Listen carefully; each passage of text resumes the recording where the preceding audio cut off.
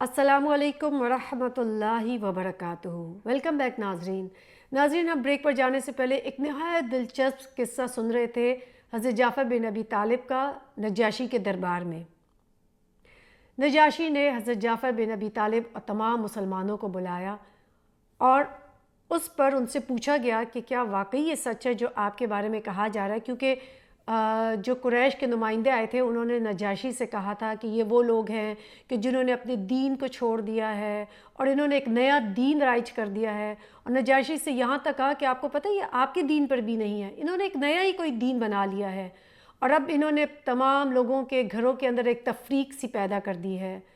तो नजाशी एक बहुत अदल पसंद बादशाह था। उसने कहा जब तक मैं मुसलमानों से नहीं पूछ लूँगा इसके बारे में, मैं कोई फ़ैसला नहीं कर सकता। इस तरह उन्होंने मुसलमानों को जब बुलाया तो हज़रत जाफ़र बिन अबी तालिब ने मुसलमानों की नुमाइंदगी की।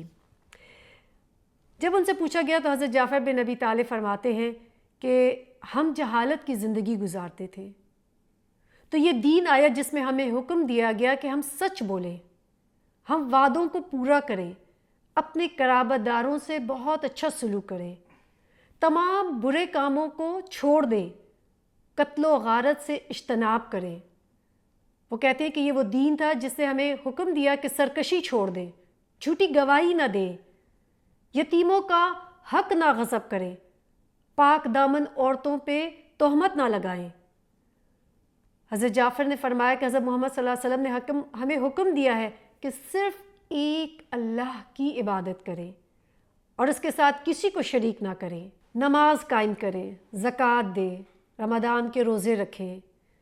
वो फरमाते कि हमने अल्लाह के रसूल सल्लल्लाहु अलैहि वसल्लम की इताअत की और इनकी बात मान ली, क्योंकि वो हमें अल्लाह की तरफ बुलाते हैं।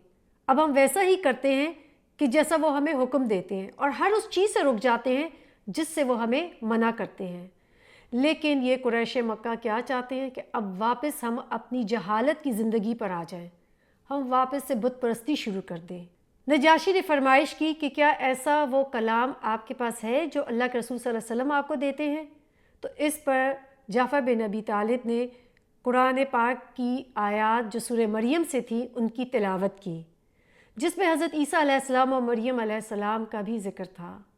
नजाशी ने जब उनकी पुरसोज आवाज़ में तिलावत कुरान सुनी तो उसकी आंखें बह पड़ी और उसने कहा कि जो आपका रसूल सल्लल्लाहु अलैहि वसल्लम आपको देते हैं और हज़रत ईसा अलैहिस्सलाम जो लेकर आए हैं, ये वो रोशनी है जो एक ही ताकचे से निकलती है। यानी इन दोनों चीज़ों में कोई फ़र्क नहीं था, जो अल्लाह के रसूल लेकर आए हैं और जो हज़रत ईसा अलैहिस्सलाम लेकर आए।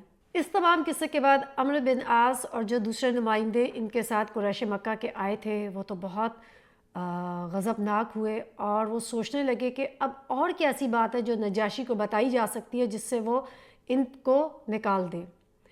कहते हैं वो बाहर निकले और उन्होंने कहा कि कल तो हम ऐसी चीज़ लेकर आएंगे कि तुम जवाब ही नहीं दे सकोगे नजाशी को।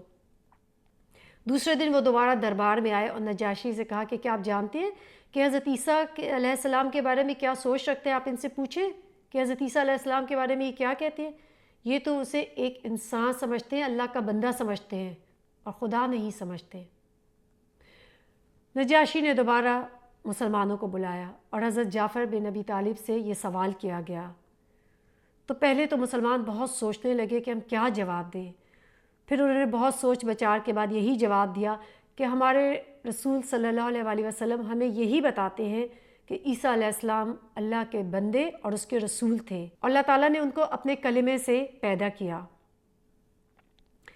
इस पर नजाशी जो है वो बहुत खुश हुआ और उसने कहा कि वाकई जो आपने कहा है हज़रत ईसा अलैहिस्सलाम के बारे में वो वाकई सच है। उसके अपने दरबारी और कुरैश मक्का से आए हुए नुमाइंदे नहायत गुस्से में और बहुत परेशान हुए और नजाशी इन पर गुस्सा भी हुआ और तमाम तहाइफ भी वापस कर दिए और कहा कि ये हमारे मेहमान हैं, जब तक ये यहाँ रहना चाहें ये खुशी खुशी रह सकते हैं और इनको कोई तकलीफ़ नहीं दी जाएगी।